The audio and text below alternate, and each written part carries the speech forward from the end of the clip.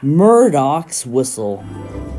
Plate layers were inspecting the tracks on the main line. They inspected the tracks for signs of wear and replaced ballasts when needed.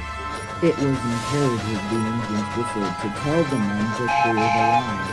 One morning, Gordon arrived at Edward Station looking rather annoyed.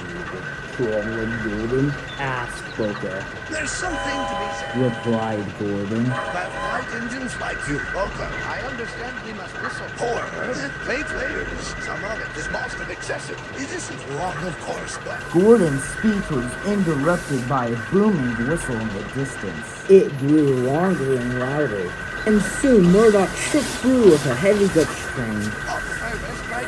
Gordon erupted. Later, Boco found Murdoch resting in the shed. Ugh, aye, if you're coming to complain about my whistle, I've heard enough from Gordon already, snapped Murdoch. I'm not complaining, I'm concerned, Boco interjected. I've never heard you make such racket, Murdoch. Ugh, aye, it's this blessed new driver. He seems to think my whistle is some kind of toy. Blows it every chance he gets, much too long and too loud. Murdoch shuddered. I tell him to stop, but all he does is laugh. I quite understand, muttered Boco.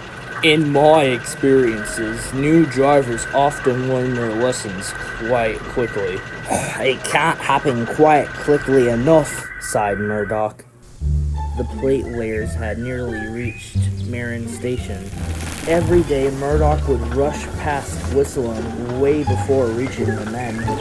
And long after, too. You're gonna wear him out at this rate, sighed the fireman. Nonsense, scoffed the driver. Engines like him are meant for it. Why give him a big booming hooter if you're not gonna use it? I don't think you understand what engine you're driving, chuckled the fireman. He will never want to whistle again after you're through with him. The fireman was right. Murdoch got irritated at the sound of his own whistle and barely said a word to anyone as he scowled down the line. Boco tried to comfort him, but the other engines were not that sympathetic. When do we get that peace and quiet you're always talking about? Teased Henry and James. One morning, mist shrouded the island, and a light rain made the rails damp. As Murdoch set off with his goods, he was struggling to see the line ahead. All too often, his focus was interrupted by his own whistle. Will you stop that? He barked at the driver.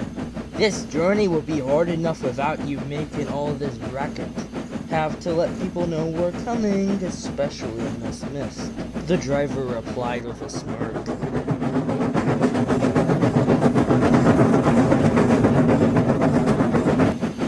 They soon approached Edward Station. Murdoch knew what came next. Gordon's Hill. And a hard climb. Boco was nearby and tried to toot a friendly hello. Of course, it was swallowed by the sound of Murdoch's own whistle. He charged up the hill, puffing and snorting, until he reached the top. Murdoch braced himself of what would come next. But there was no whistle. I'm glad you're seeing sense, but this is one time we have to whistle. I can't, replied the driver. Something's jammed. Murdoch went pale. The plate layers were just down the line. The driver pulled the whistle chain with all his might, but still no sound came. Look out! Look out! Look out! Murdoch shouted. The plate layers were startled. They saw a silhouette of an engine in the distance and jumped clear just in time. With brakes screeching, Murdoch flew past, finally coming to a halt a few miles further on. Everyone grew a sigh of relief. Soon, Boco arrived to help. He took Murdoch to the workstation. I see the lesson has been learned. Boco winked as he seen the fat controller talking severely to the driver. Soon, he came to see Murdoch. Oh, I'm very proud of you, Murdoch. The plate layers says that you've never been louder before. Your quick thinking has stopped a very nasty accident. We'll soon have you mended. For now, I hope you will rejoice in whistle-free moments of peace. Okay, thank you, sir, chuckled Murdoch. Soon enough, Murdoch was back on the main line. His whistle was working better than ever, and saw far less use than before. The driver had taken a temporary leave from the footplate. He volunteered to help the plate wearers repair the line.